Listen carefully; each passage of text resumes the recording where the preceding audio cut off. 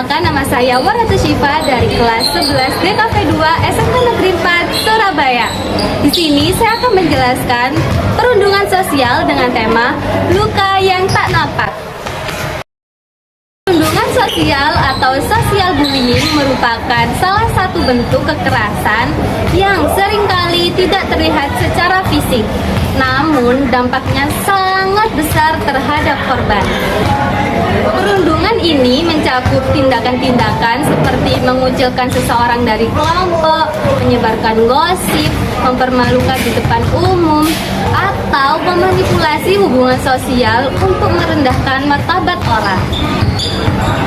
Nah, karena tidak selalu disertai dengan kekerasan fisik, banyak orang yang sering mengabaikan atau bahkan tidak menyadari bahwa mereka sedang menjadi korban maupun pelaku perundungan sosial.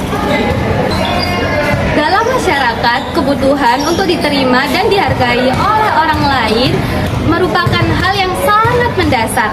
Ketika seseorang menjadi korban perundungan sosial, rasa percaya dirinya akan runtuh, muncul rasa malu, dan bahkan timbul trauma psikologis jangka panjang.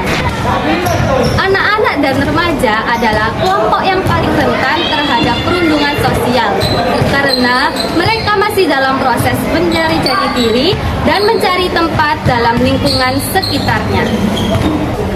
Namun, orang dewasa pun bisa mengalami perundungan sosial, terlebih lagi di lingkungan kerja ataupun di komunitas tertentu.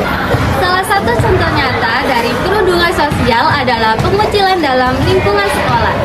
Yang pertama, siswa tidak diajak berbicara bersama teman-temannya yang lain. Secara tidak langsung, hal tersebut dapat menimbulkan rasa tidak percaya diri terhadap lingkungan sekitar.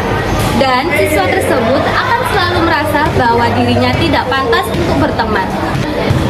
Yang kedua, tidak diikutsertakan dalam kegiatan berkelompok. Dengan tindakan tersebut dapat memicu adanya sikap intoleran, yang artinya selalu membeda-bedakan antara yang satu dengan yang lainnya. Yang ketiga, menjadi bahan tertawaan teman-temannya tanpa alasan yang jelas. Ketika seorang siswa mendapatkan perlakuan tersebut, maka siswa tersebut akan merasa terkucilkan, sehingga dia akan menutupi dirinya dan tidak mau terbuka dengan orang lain. Dalam era digital, perundungan sosial juga dapat terjadi dalam media sosial, dikenal sebagai cyberbullying. Cyberbullying adalah segala bentuk intimidasi atau pelecehan yang dilakukan melalui teknologi digital. Cyberbullying merupakan perilaku berulang yang bertujuan untuk menakuti, membuat marah, atau mempermalukan orang yang menjadi sasaran, seperti gosip, hinaan, atau pemutusan hubungan sosial. Kini bisa terjadi hanya dengan satu klik saja di dalam media sosial.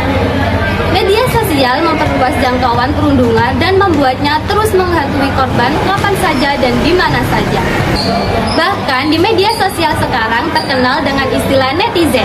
Netizen sendiri memiliki ciri khas memiliki sifat FOMO, selalu cepat mengambil tindakan, tidak memikirkan perasaan orang lain, dan tidak dapat diganggu gugat. Karena mereka cenderung berkelompok, sehingga ketika kita melawan netizen akan menimbulkan masalah dalam diri kita sendiri.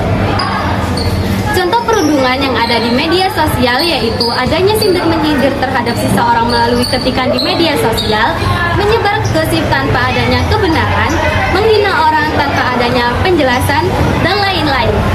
Semua tindakan yang ada di media sosial akan beredar dengan cepat dengan hanya satu kali klik saja. Maka dari itu, korban akan merasa dikucilkan dan menurunkan kepercayaan diri ketika berada di media sosial. Gimana sih cara mengatasi perundungan sosial? Mengatasi perundungan sosial memerlukan kerjasama dengan semua pihak, seperti keluarga, sekolah, pemerintah, dan bahkan masyarakat. Orang tua perlu membekali anak dengan rasa percaya diri dan empati. Orang tua harus mengawasi secara teliti terhadap anak untuk mengurangi adanya tindakan perundungan. Selanjutnya yaitu sekolah. Sekolah harus menciptakan lingkungan yang inklusif, aman, dan mendorong siswa untuk menghargai keberagaman. Pemerintah juga bisa menetapkan kebijakan yang mendukung pencegahan dan penanganan kasus perundungan. Yang terakhir terakhir yaitu masyarakat. Masyarakat juga harus lebih peka dan berani mengambil tindakan saat melihat tindakan perundungan, serta mendukung korban agar tidak merasa tersendiri. Kesadaran dan edukasi tentang perlindungan sosial harus terus ditingkatkan. Setiap orang berhak hidup dalam lingkungan yang menghargai martabat dan hak asasi manusia. Perundungan sosial mungkin tidak meninggalkan luka fisik, namun bekasnya di hati korban bisa bertahan seumur hidup. Oleh karena itu, sudah saatnya kita bersama-sama menghentikan perundungan dalam bentuk apapun. Sekian penjelasan dari saya. Saya, Wardah Syifa, pamit undur diri. Wassalamualaikum warahmatullahi wabarakatuh.